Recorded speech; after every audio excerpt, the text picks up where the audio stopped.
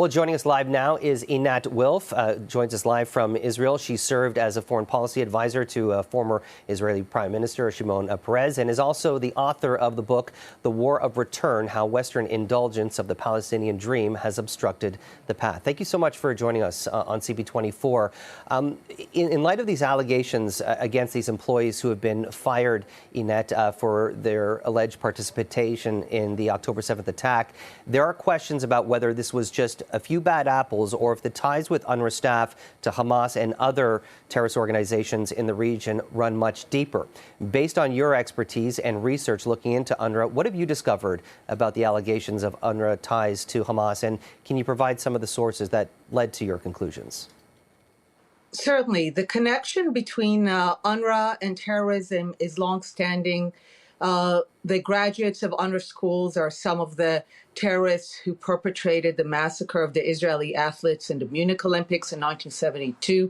And the reason that this is such an intimate connection between UNRWA and terrorism is that UNRWA itself was a mechanism for settling the Arab refugees from the war of 47, 48, 49. But it was hijacked by the Arab refugees themselves, the Palestinians, to become a mechanism of perpetuating their refugeehood generation after generation in anticipation of the non-existence of the State of Israel. This is why the organization was hijacked, in order to ensure that the Arab refugees from the war, unlike any other refugees from all other wars at the same time, will not be settled and will continue to battle against the Jewish state until their vision of from the river to the sea is achieved. Well, as a result of these shocking allegations that these staff members participated in this atrocity, funding to UNRWA by about a dozen countries, including the EU and Canada, has been pulled. I'm curious, from your perspective, how will the pausing of this funding impact the situation on the ground, not only in Gaza, but the West Bank as well?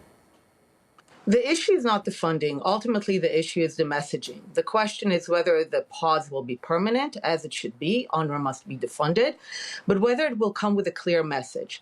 The message being that, like all other refugees in the world, Palestinians need to understand that the war of 1948 is over, that the State of Israel is here to stay, that they cannot be perpetual refugees awaiting the disappearance of the State of Israel. They need to understand that they do not possess a fictional right of return into the sovereign State of Israel.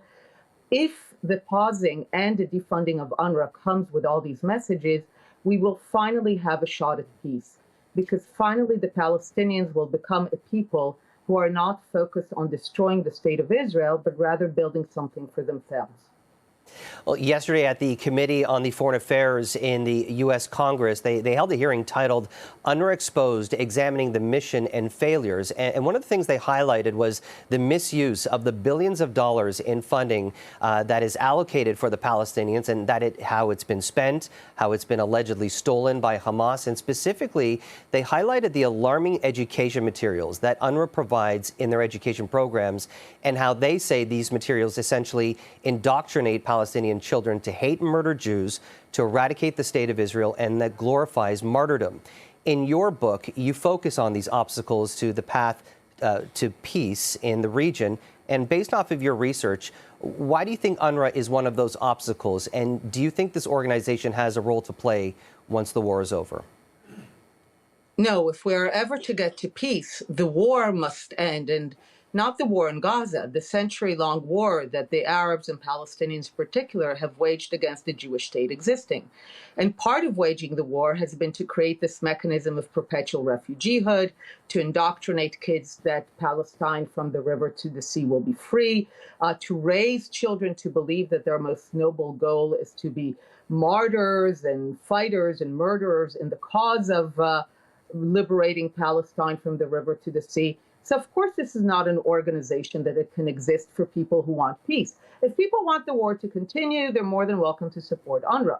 But if people are genuine about having peace, two states for two peoples, they need to understand that this mechanism that allowed the Palestinians to continue their century-long war, to never come to terms with the existence of the Jewish state, to expect that they can wait out the Jewish state, that kind of organization cannot exist if one truly wants peace. Oh, if the UNRWA is not the organization that should be on the ground post-war, who should be? The Palestinians themselves. I know it's a shocking idea, but the Palestinians are a fully capable of people that simply for a century just had the wrong priorities. They have used all the funding, all the resources in order to focus on destroying the Jewish state rather than building something for themselves.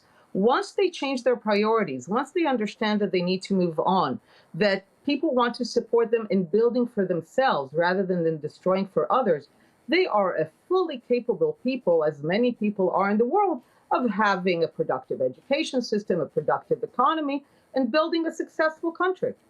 Einat Wilf, we appreciate your time and perspective. Thanks for joining us. Thank you.